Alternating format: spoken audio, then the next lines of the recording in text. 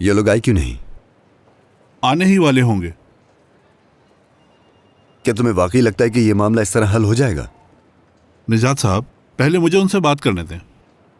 मैं उनके वकील से बात करके बीच की राह निकालने की कोशिश करूंगा। आपको जरा सब्र से काम लेना होगा। ठीक है, वैसे भी बिला जरूरत बोलने का कोई इरादा नहीं है मेरा, कोशिश करूंगा।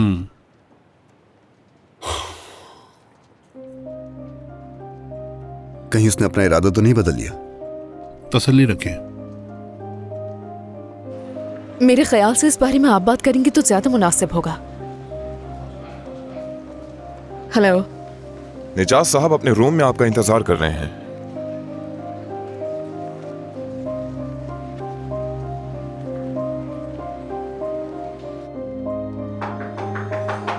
आ जाएं। खुश आमदीद। बहुत शुक्रिया। तशरीफ रखें। हेलो।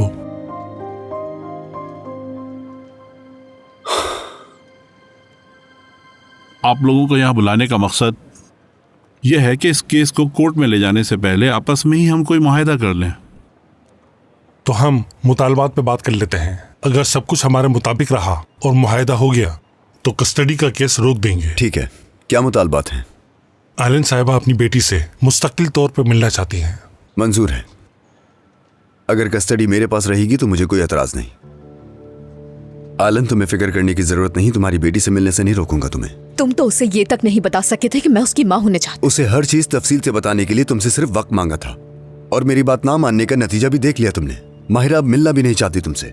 अगर तुम किसी और औरत को उसकी माँ के तौर पे मुतारिफ ना करवाते तो शायद ऐसा ना होता। तो तुम ही बताओ, कैसे मुतारिफ करवाता मैं? कैसे मुतारिफ करवाता एक ऐसी माँ को जो 5 साल पहले उसे छोड़कर चली गई और पलटकर पूछा भी नहीं, जबकि मैंने तुम्हें ढूंढने की कोशिश भी की। निजात साहब, मैंने आपसे कहा था ना कि सब्र से काम लेना होगा, प्लीज। आयलन साहिबा अपनी बेटी से मुस्तकिल तौर पर मिलना चाहती हैं, और किन किन दिनों में ये मिलना चाहेंगी इस बात का फैसला भी ये खुद ही करेंगी। ठीक है, मसला नहीं होगा कोई। ये मेरे घर पे माहिरा से मिल सकती है। मैं तुम्हारे घर पे नहीं आना चाहती हूँ निजात। मैं अपनी बेटी से अकेले मिलना चाहती हूँ अपने घर पर। ऐसा सोचना भी मत। निजात साहब प्लीज। क्या मतलब है ऐसा सोचना भी मत? माहिरा सबके लिए तैयार नहीं, तुम समझ क्यों नहीं रही हो? तो ये मीटिंग किस बुनियाद पर रखी है तुमने? माहिरा ऐसा नहीं चाहती, क्या तुम जबरदस्ती करोगी? वो इसलिए नहीं चाहती क्योंकि तुमने भड़काया है। क्या? ये तुम क्या कह रही हो? मैं ऐसा नहीं कर सकता। तो क्या ये झूठ है? तुमने और तुम्हारी होने वाली बीवी ने मेरे खिलाफ कर दिया है उसे। सोना का मकसद था कि वो उसे अपनी माँ समझे। मेरे वापस आने के बाद तुम लोगों का मंसूबा बर्बाद हो गया। कुछ अंदाजा भी है कि तुम क्या कह रही हो आयलन? सोना की बात कर रहे हैं हम लोग। मुझसे पूछे बगैर तुम्हारी मुलाकात माहिरा से करवाई। नाशुक्री मत बनो तुम। बिल्कुल, लेकिन अजनबी के तौर पर। निजात उसकी माँ हूँ मैं। मुझे उससे मिलने के लिए तुम लोगों की इजाजत नहीं चाहिए। मेरी इजाजत लेनी होगी क्योंकि तुम माहिरा की कुछ नहीं लगती। निजात साहब पुरसुकून रहें। माहिरा से उसी वक्त मिलोगी जब वो चाहेगी। जहन में बिठा लो ये बात। हमने यहाँ आकर बहुत बड़ी गलती कर दी। आना ही नहीं चाहिए था। तुम्हें असल मसला माहिरा से नहीं है। तुम बस ये चाहती हो कि मैं अपनी नई फैमिली शुरू ना करूं। एक ही बात मैं तुम्हें 1000 बार बता चुकी हूँ। मुझे तुमसे कोई सरोकार नहीं। तुम्हारा जो दिल में आए कर सकते हो निजात। मुझे अगर मतलब है तो वो है सिर्फ अपनी बेटी से, और मैं उससे जब चाहूँ मिल सकती हूँ। अब हमारी मुलाकात होगी कोर्ट में निजात। हाँ बिल्कुल बिल्कुल, जरूर। जो तुम सोच रही हो ऐसा कभी नहीं हो सकता। ये तो वक्त बताएगा। देख लेना।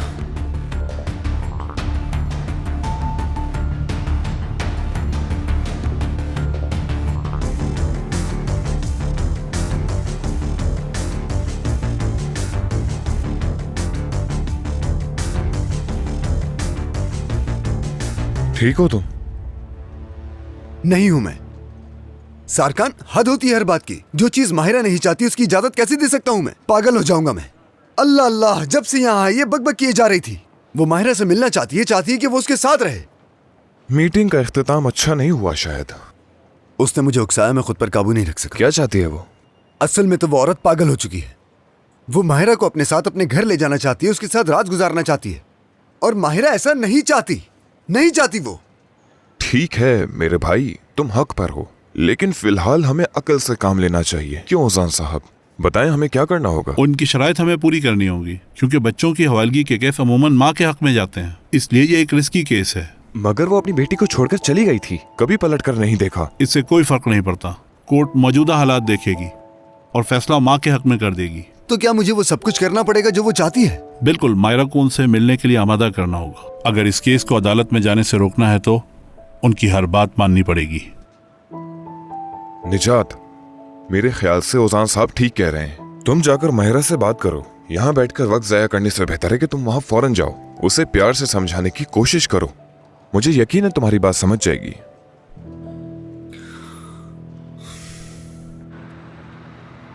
गुड मॉर्निंग बैरन साहिबा। Good morning Rifat. आज आप काफ़ी बेहतर लग रही हैं। क्या अब हमें हॉस्पिटल जाना चाहिए चेकअप वगैरह के लिए? तुम मुझे हॉस्पिटल ले जाने का अज़म करके आए हो? हाँ नहीं, ऐसा नहीं है। अल्लाह आपको सेहतयाब रखे। मैं तो बस एहतियातन पूछ रहा था। वैसे हम कहाँ जा रहे हैं? माहिरा ग्लासेस जाना है मुझे। आइए।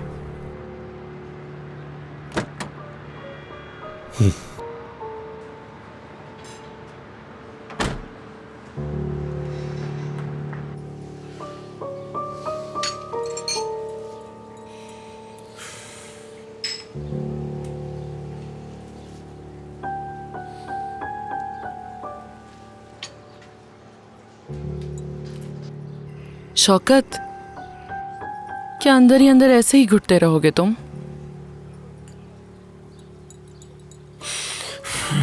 तो क्या करूं अनीस से? क्या कर सकता हूं मैं?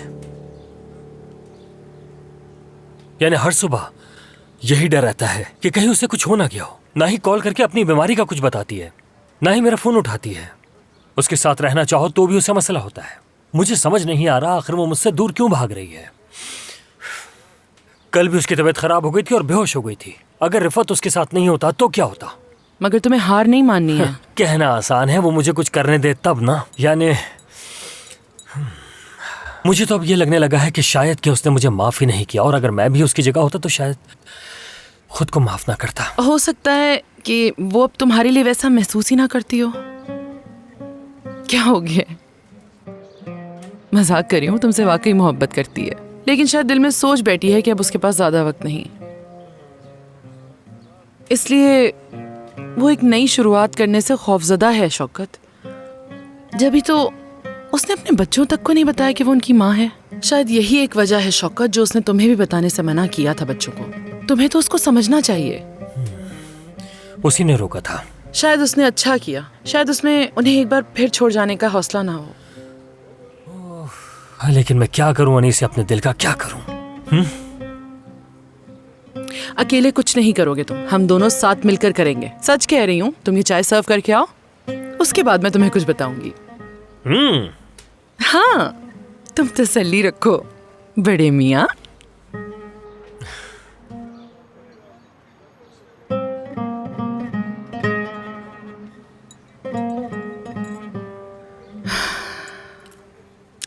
चलो अनीस से।